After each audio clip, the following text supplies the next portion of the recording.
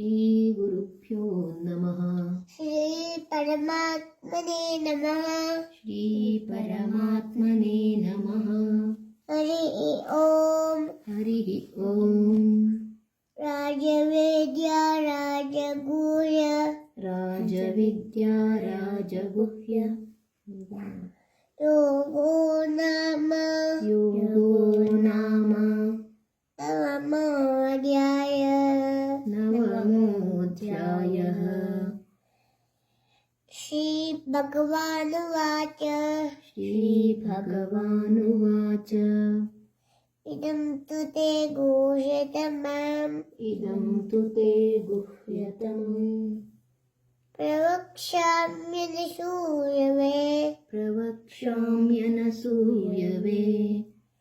ಜ್ಞಾನಂ ವಿಜ್ಞಾನಸಹಿತಂ ಜ್ಞಾನಂ ವಿಜ್ಞಾನಸಹಿತಂ ಯಜ್ಞಾತ್ವಾ ಮೋಕ್ಷಶೇಷುವಾತ್. ಯಜ್ಞಾತ್ವಾ ಮೋಕ್ಷಸೇ ಶುಭಾತ್. ರಾಜವಿದ್ಯಾ ರಾಜಗುಹ್ಯಂ ರಾಜವಿದ್ಯಾ ರಾಜಗುಹ್ಯಂ ಪವಿತ್ರಮಿದಮುತ್ತಮಂ ಪವಿತ್ರಮಿದಮುತ್ತಮಂ ಪ್ರತ್ಯಕ್ಷಾವಗಮಂ ಧರ್ಮ್ಯಂ ಪ್ರತ್ಯಕ್ಷಾವಗಮಂ ಧರ್ಮ್ಯಂ ಸುಸುಖಂ ಕರ್ತುಮವ್ಯಯಂ ಸುಸುಖಂ ಕರ್ತುಮವ್ಯಯಂ. ಅಶ್ರದ್ಧಾನ ಪುರುಷ ಅಶ್ರದ್ಧದಾನಃ ಪುರುಷ ಧರ್ಮಶಾಸ್ತ್ರ ಪರಂತಪ. ಧರ್ಮಸ್ಯಾಸ್ಯ ಪರಂ ತಪ. ಅಪ್ರಾಪ್ಯ ಮಾಂ ನಿವರ್ತಂತೆ ಅಪ್ರಾಪ್ಯ ಮಾಂ ನಿವರ್ತಂತೆ ಮೃತ್ಯು ಸಂಸಾರವರ್ತ್ಮನಿ. ಮೃತ್ಯು ಸಂಸಾರವರ್ತ್ಮನಿ. ಮಯಾ ತತಮಿದಂ ಸರ್ವಂ ಮಯಾ ತತಮಿದಂ ಸರ್ವಂ ಜಗದವ್ಯಕ್ತಮೂರ್ತಿನಾ ಜಗದವ್ಯಕ್ತಮೂರ್ತಿನಾ ಮತ್ತಶಾನಿ ಸರ್ವಭೂತಾನಿ ಮತ್ಸ್ಥಾನಿ ಸರ್ವಭೂತಾನಿ ನತಾಹಂ ತೇಷ್ವವಸ್ಥಿತಃ ನ ಚಾಹಂ ತೇಷ್ವವಸ್ಥಿತಃ ನ ತಮತ್ಸ್ಥಾನಿ ಭೂತಾನಿ ನ ಚ ಮತ್ಸ್ಥಾನಿ ಭೂತಾನಿ. ಪಶ್ಯ ಮೇ ಯೋಗಮೈಶ್ವರಂ ಪಶ್ಯ ಮೇ ಯೋಗಮೈಶ್ವರಂ. ಭೂತಬೃನ್ನತ ಭೂತಸ್ಥೋ ಭೂತಭೃನ್ನ ಚ ಭೂತಸ್ಥೋ ಮಮಾತ್ಮ ಭೂತ ಭಾವನಃ. ಮಮಾತ್ಮಾ ಭೂತಭಾವನಃ. ಯಥಾಕಾಶಸ್ಥಿತೋ ನಿತ್ಯಂ ಯಥಾಕಾಶಸ್ಥಿತೋ ನಿತ್ಯಂ ವಾಯುಸ್ತರ್ವತ್ರ ಗೋಮಾನ್ ವಾಯುಃ ಸರ್ವತ್ರ ಗೋ ಮಹಾನ್. ತಥಾ ಸರ್ವಾಣಿ ಭೂತಾನಿ ತಥಾ ಸರ್ವಾಣಿ ಭೂತಾನಿ ಮತ್ತಾನಿತ್ಯುಪಧಾರಯ. ಮತ್ಸ್ಥಾನೀತ್ಯುಪಧಾರಯ. ನ ತಮತ್ಸ್ಥಾನಿ ಭೂತಾನಿ ನ ಚ ಮತ್ಸ್ಥಾನಿ ಭೂತಾನಿ. ಪಶ್ಯ ಮೇ ಯೋಗಮೈಶ್ವರಂ ಪಶ್ಯ ಮೇ ಯೋಗಮೈಶ್ವರಂ. ಭೂತಬೃನ್ನತ ಭೂತಸ್ಥೋ ಭೂತಭೃನ್ನ ಚ ಭೂತಸ್ಥೋ ಮಮಾತ್ಮ ಭೂತ ಭಾವನಃ. ಮಮಾತ್ಮಾ ಭೂತಭಾವನಃ. ಯಥಾಕಾಶಸ್ಥಿತೋ ನಿತ್ಯಂ ಯಥಾಕಾಶಸ್ಥಿತೋ ನಿತ್ಯಂ ವಾಯುಸ್ತರ್ವತ್ರ ಗೋ ಮಹಾನ್. ವಾಯುಃ ಸರ್ವತ್ರ ಗೋ ಮಹಾನ್. ತಥಾ ಸರ್ವಾಣಿ ಭೂತಾನಿ ತಥಾ ಸರ್ವಾಣಿ ಭೂತಾನಿ ಮತ್ಸ್ಥಾನಿ ಮಸ್ತಾನಿತ್ಯುಪಧಾರಯ. जय मत्स्थानीत्युपधारय सर्वभूतानि कौन्तेय सर्वभूतानि कौन्तेय प्रकृतिं यान्ति मामिकाम् प्रकृतिं यान्ति मामिकाम् कल्पक्षये पुनस्तानि कल्पक्षये पुनस्तानि कल्पादंस्ताम्यहम् कल्पादौ विसृजाम्यहम् प्रकृतिं स्वामस्तभ्य प्रकृतिं स्वामवष्टभ्य विसृजामि पुनः पुनः विसृजामि पुनः पुनः भूतब्रह्ममिमं कृष्णम् भूतभ्रूतग्राममिमं कृत्स्नम् अवशं प्रकृष्टे वशात् अवशं प्रकृतेर्वशात् न तमां तानि कर्माणि न च मां तानि कर्माणि निवर्तन्ति धनञ्जय निबध्नन्ति धनञ्जय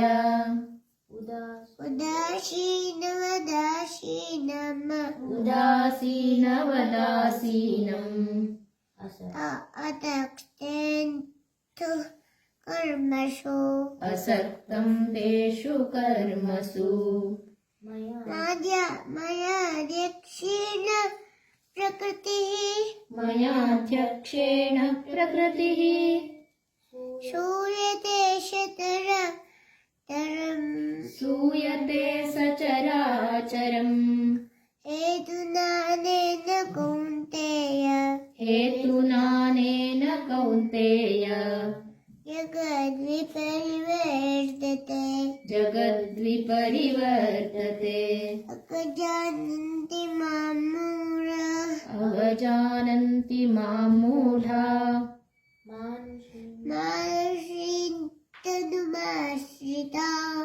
मानुषीं तनुमाश्रिताः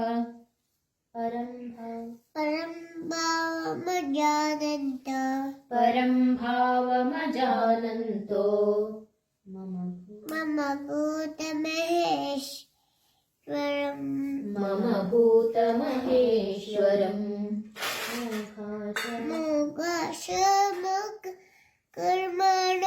मोघाशामोघकर्माणो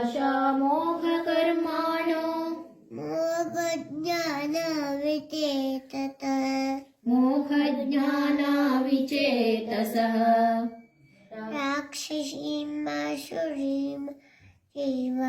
राक्षसीमासुरीं चैव प्रकृतिं मोहिनीं श्रिताः प्रकृतिं मोहिनीं श्रिताः महात्मानस्तु मां पार्थ महात्मानस्तु मां पार्थ दैवीं प्रकृतिमाश्रिताः दैवीं प्रकृतिमाश्रिताः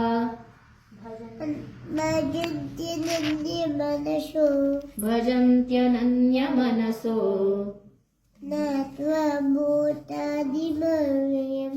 ज्ञात्वा भूतादिमव्ययम्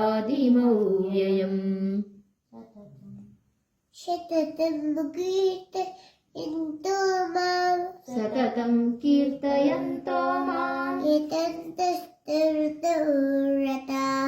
यतन्तश्च दृढौ रताः नमस्यन्त्यश्च मां भक्त्या नमस्यन्तश्च मां भक्त्या नित्ययुक्ता उपासते नित्ययुक्ता उपासते ज्ञानयज्ञेन चाप्यन्ये ज्ञानयज्ञेन चाप्यन्ये यजन्तो मामुपासते यजन्तो मामुपासते एकत्वेन पृथक्त्वेन एकत्वेन पृथक्त्वेन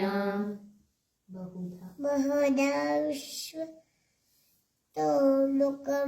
बहुधा विश्वतोमुखम् अहं क्रतुरहं अहं क्रतुरहं यज्ञः स्वधाहमहमौषधम्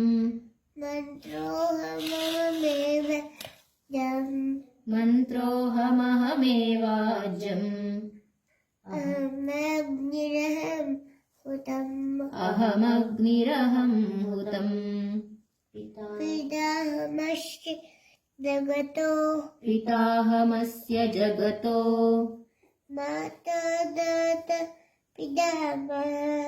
माता धाता पितामहः वेद्यं पवित्रमोङ्कार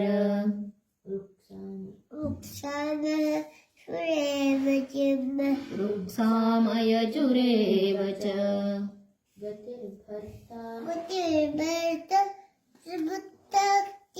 गतिर्भर्ता प्रभुः साक्षी निवासः शरणं सुहृत्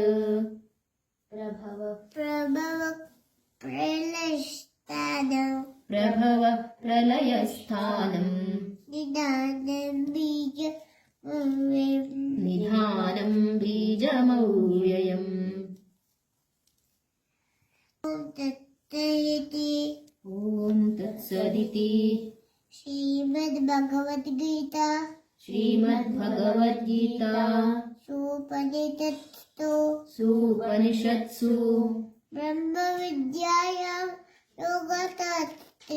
ब्रह्मविद्यायां योगशास्त्रे श्रीकृष्णार्जुनसंवादे राजविद्या राजगुह्ययोगो नाम नवमोऽध्यायः।